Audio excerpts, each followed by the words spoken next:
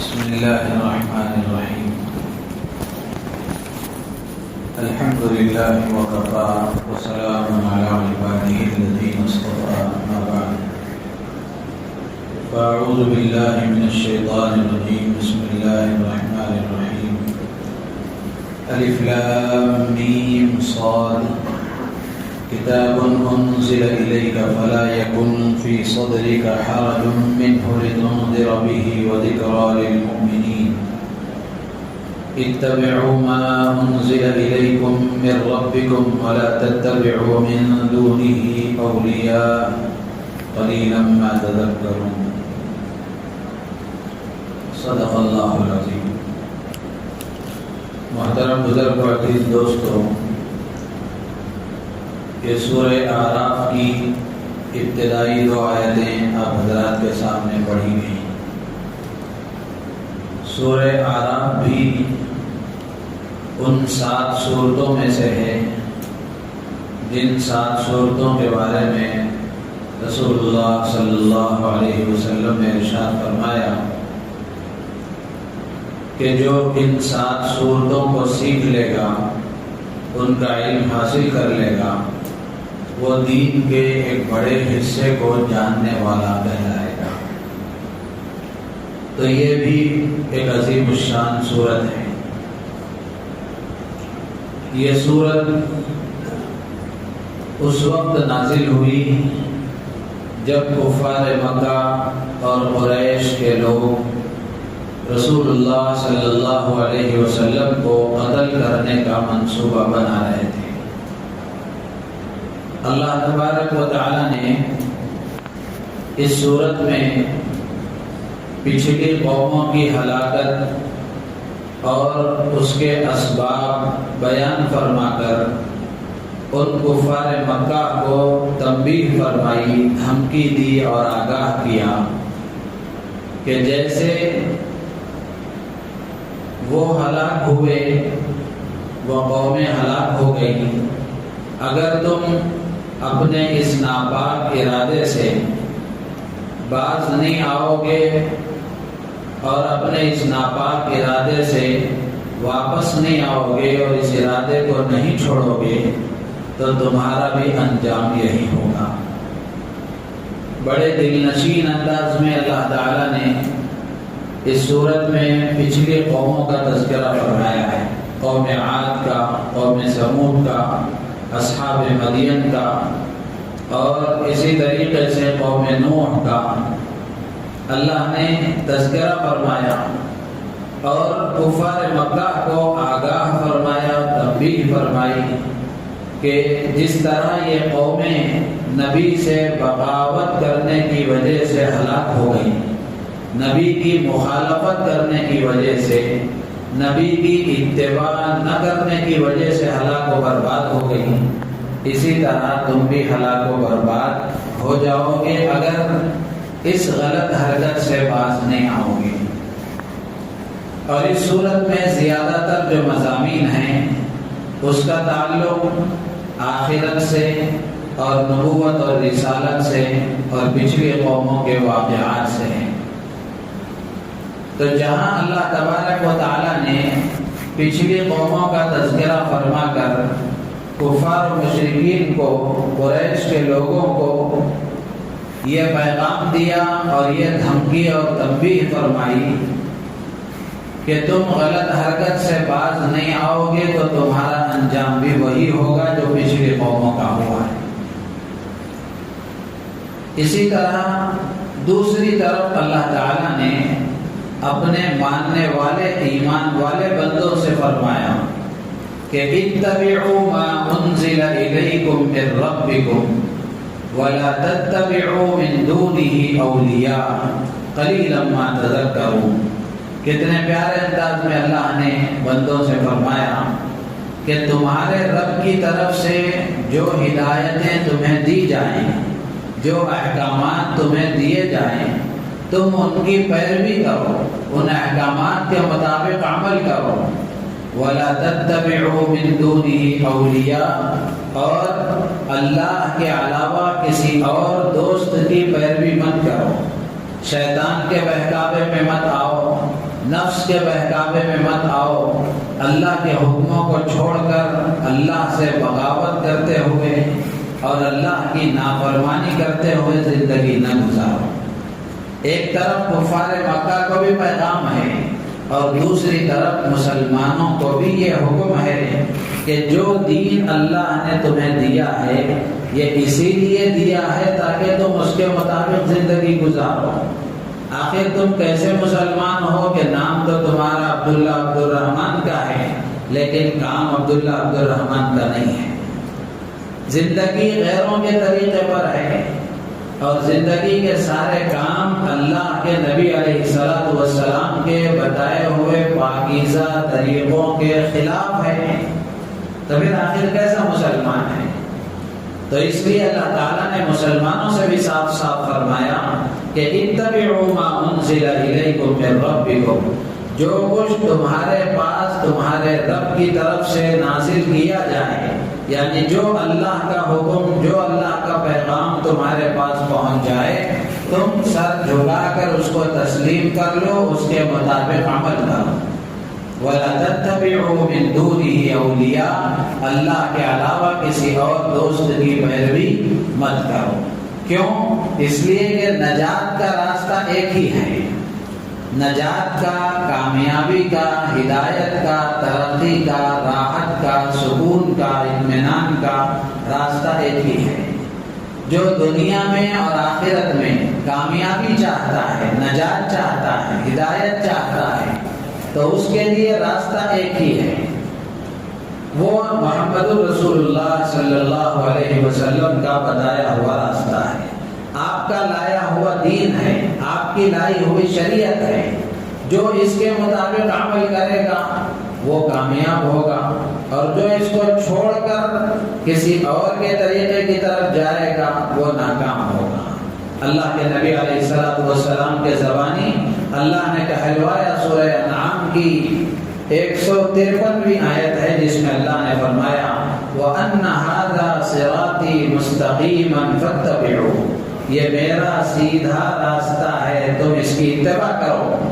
وَلَا تَتَّبِعُوا السُّبُلَ فَتَفَرَّقَ بِكُمْ عَنْ سَبِيلِهِ، کئی راستوں پر مت چلو ورنہ میرے راستے سے بھٹک جاؤ گے۔ تو اس لیے نجات اگر ہم چاہتے ہیں، دنیا میں ترقی اگر چاہتے ہیں، دنیا میں چین و سکون اگر چاہتے ہیں، تو اس کے لیے ایک ہی راستہ ہے، محمد رسول اللہ صلی اللہ علیہ وسلم کا بتایا ہوا، اسی میں نجات ہے، اسی میں کامیابی ہے، اسی میں عزت ہے، اسی میں راحت ہے، اسی میں سہولت ہے۔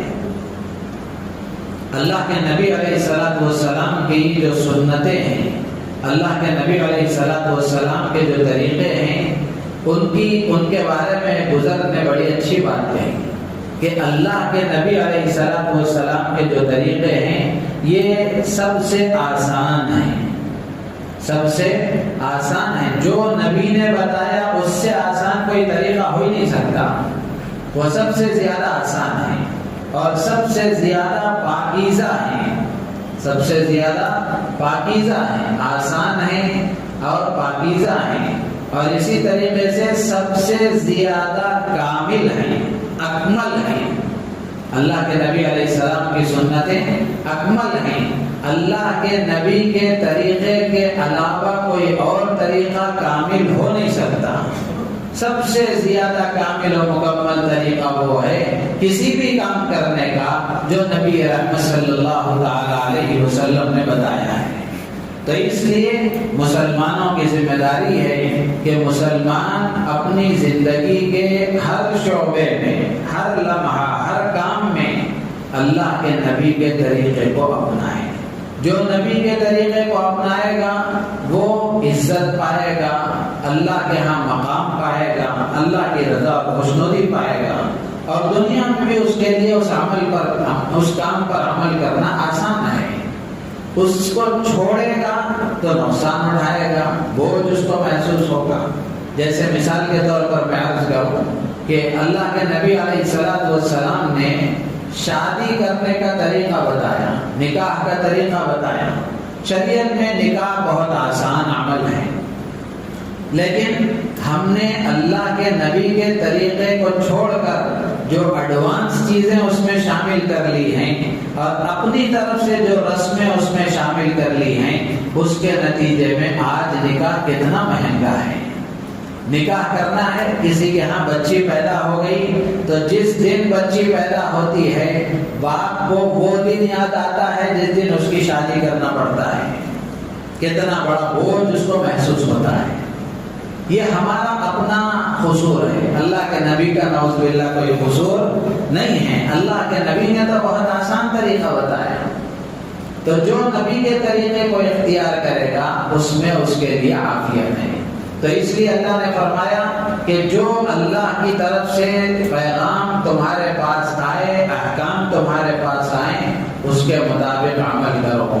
پھر آگے اللہ تعالیٰ اپنے بندوں سے شکوہ کر رہے ہیں کہ قلیلا ما تذکرون، بہت کم ہیں جو نصیحت پر عمل کرتے ہیں، بہت کم ہیں جن کے بعد عقل میں گھستی ہے اور سمجھ میں آتی ہے اور وہ اللہ کے حکم کے مطابق عمل کرتے ہیں۔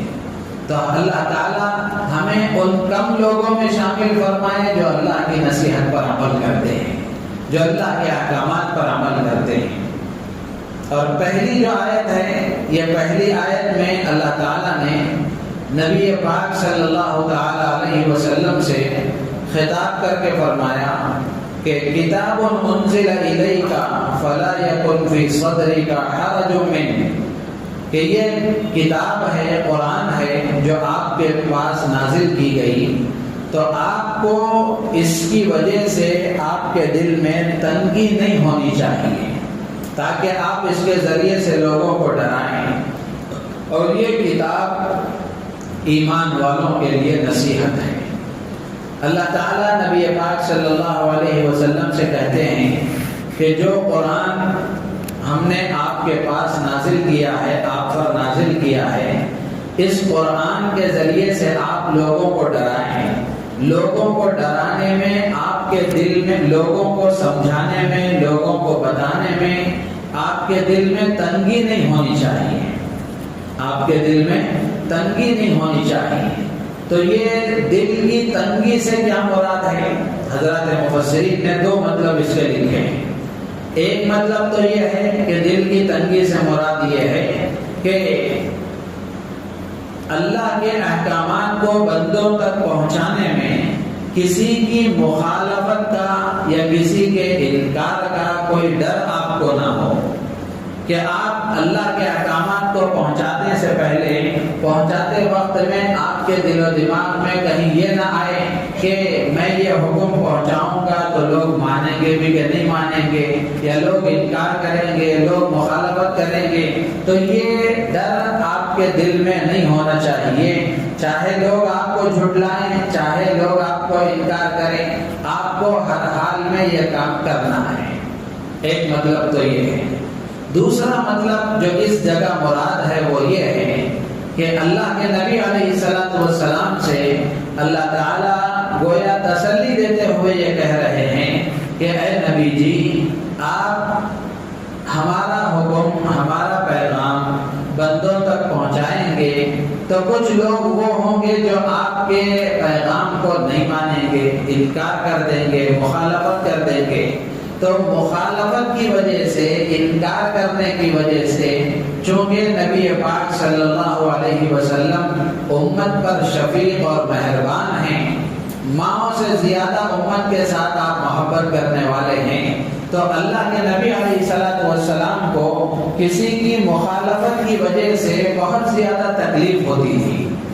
تو اللہ تعالیٰ تسلی دیتے ہوئے کہتے ہیں کہ نبی جی، آپ کا کام پیغام پہنچانا ہے، آپ کا کام اللہ کا حکم ان کو سنانا ہے، قبول کرنا نہ کرنا ان کی ذمہ داری ہے۔ کون مسلمان ہوا ہے، کون مسلمان نہیں ہوا ہے، اس سے آپ کو کوئی لینا دینا نہیں ہے۔ آپ بس حکم ان تک پہنچا دیجئے، پیغام ان تک پہنچا دیجئے۔ اگر کوئی نہ مانے تو آپ دل چھوٹا نہ کر لیجئے، تکلیف میں نہ آئیے، اور آپ کے دل میں تنگی نہیں ہونی چاہیے۔ آپ تسلی رکھیں کہ آپ نے اپنا پیغام پہنچا دیا، اپنا کام پورا کر دیا۔ دوسری جگہ پر بھی اللہ تعالیٰ نے یہ بات ارشاد فرمائی ہے کہ یا ایھا الرسول بلغ ما انزل الیک وان لم تفعل فما بلغت رسالته واللہ یعصمک من الناس، کہ اللہ تعالیٰ نے فرمایا کہ نبی جی جو کچھ آپ کے طرف نازل کیا گیا ہے آپ اس کو لوگوں تک پہنچائیے، اگر آپ نے ایسا نہیں کیا تو اپنی رسالت کا جو حق ہے وہ ادا نہیں کیا۔ پھر آگے اللہ فرماتے ہیں واللہ یعصمک من الناس، اللہ تعالیٰ لوگوں سے آپ کو بچائے گا، اللہ لوگوں سے آپ کو بچائے گا، یعنی لوگوں کی طرف سے مخالفت ہوگی، لوگ آپ کو تکلیف پہنچائیں گے، مشقت پہنچائیں گے، تو اللہ تعالیٰ نے وعدہ فرمایا ہے کہ نبی جی میری طرف سے میری حفاظت تمہارے ساتھ رہے گی، میں تمہاری حفاظت کروں گا۔ حضرات مفسرین نے لکھا ہے کہ جو بھی آدمی آج بھی اللہ کے دین کی دعوت کا کام کرتا ہے، اللہ کے دین کو بندوں تک پہنچانے کا فریضہ انجام دیتا ہے، اشاعت دین کا کام کرتا ہے، حفاظت دین کا کام کرتا ہے، اقامت دین کا کام کرتا ہے، جس طرح اللہ کا یہ وعدہ نبی رحمت صلی اللہ تعالی علیہ وسلم کے ساتھ تھا، اسی طریقے سے اللہ تعالیٰ آج بھی اس بندے کی حفاظت فرمائیں گے۔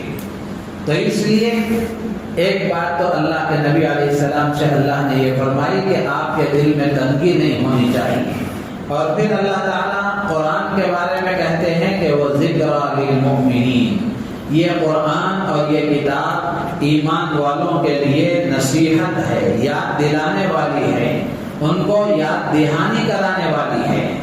تو جو اللہ کے کلام سے نصیحت حاصل کرے گا، اللہ کے کلام کی یاد دہانی پر اس کی طرف متوجہ ہوگا، وہ خوش نصیب ہے، خوش قسمت ہے، اس کے لیے بھلائی ہے، خیر ہے۔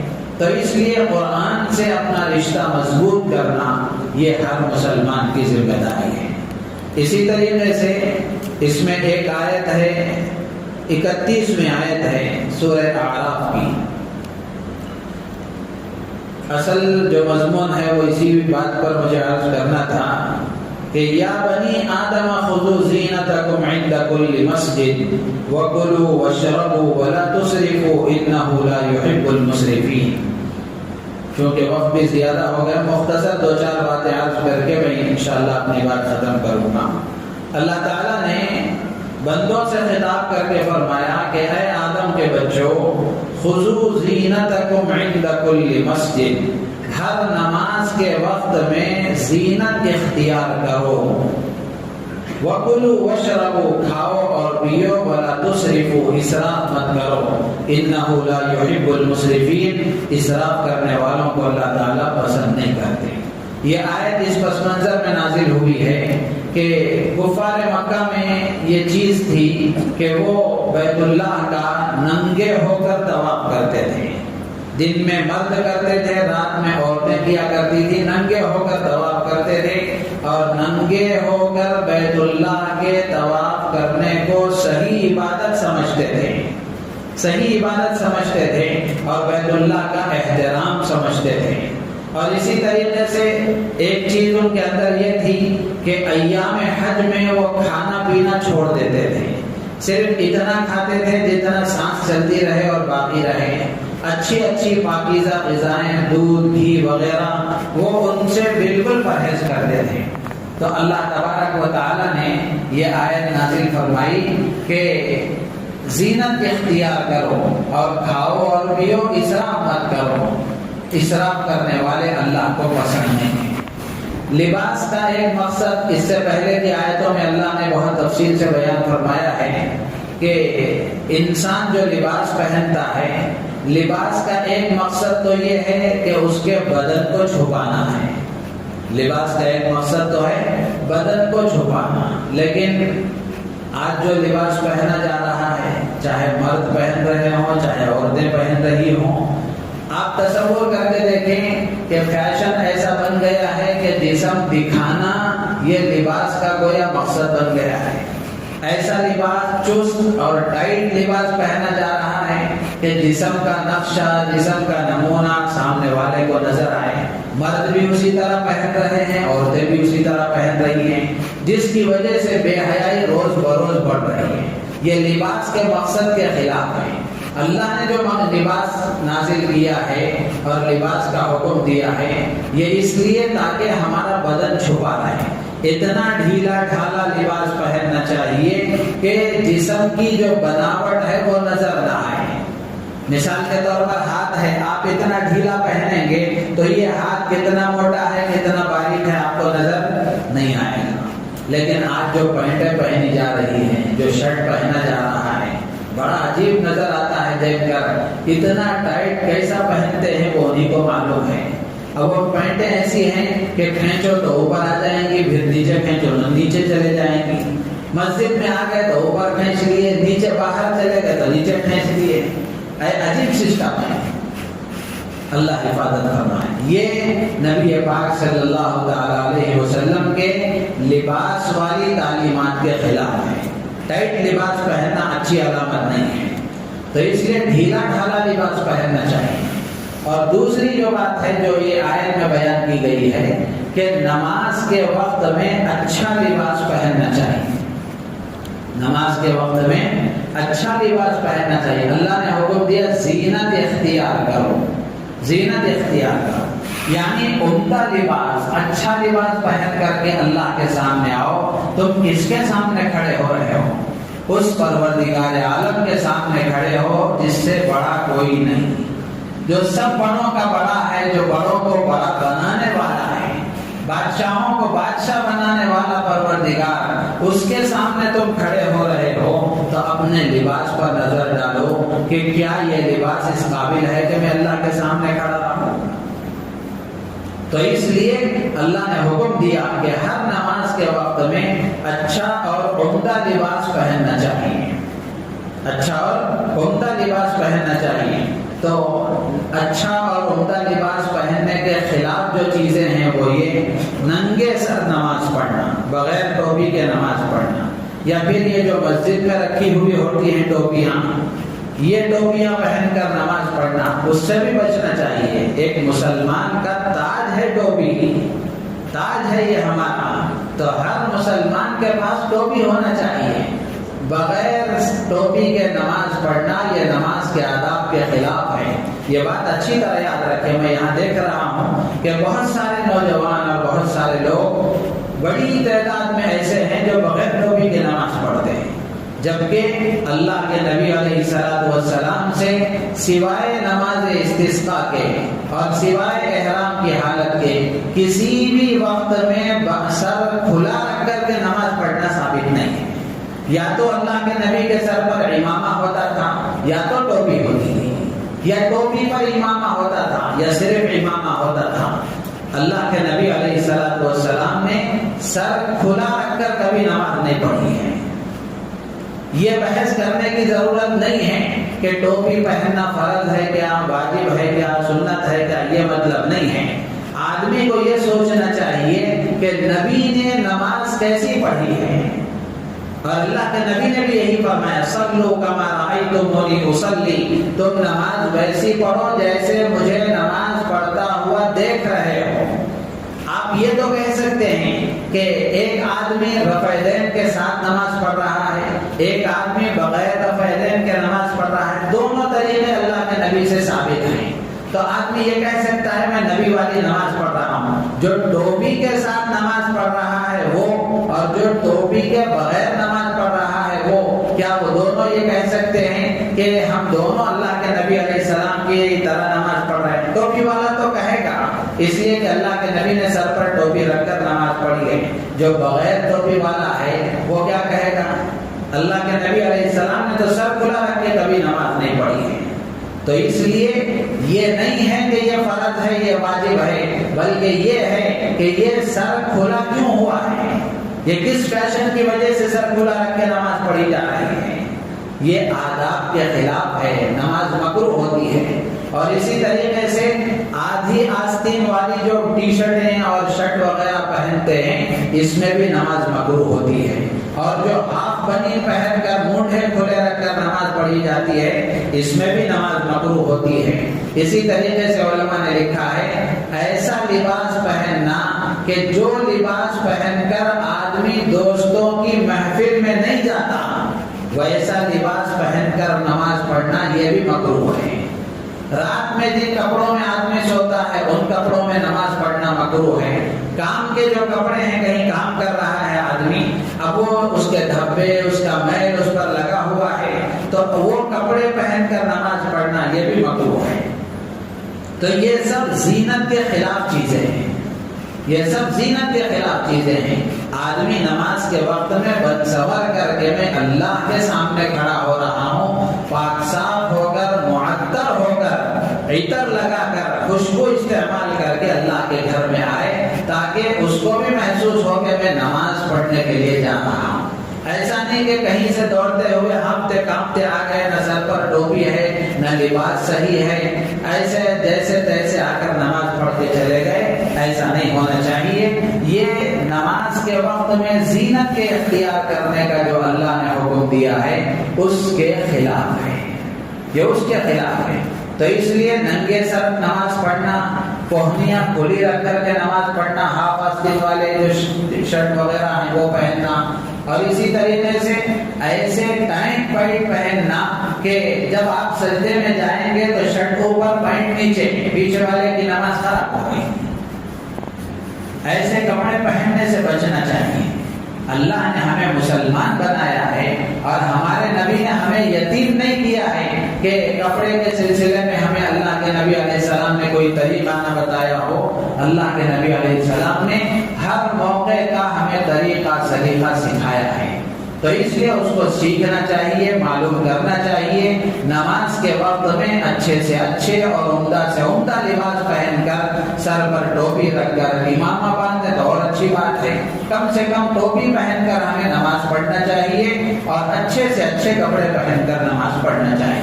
اللہ تعالیٰ سے دعا ہے اللہ تعالیٰ ہم سب کو ان باتوں پر عمل کی توفیق عطا فرمائے۔ وآمین آمین وآخر دعوانا الحمد للہ۔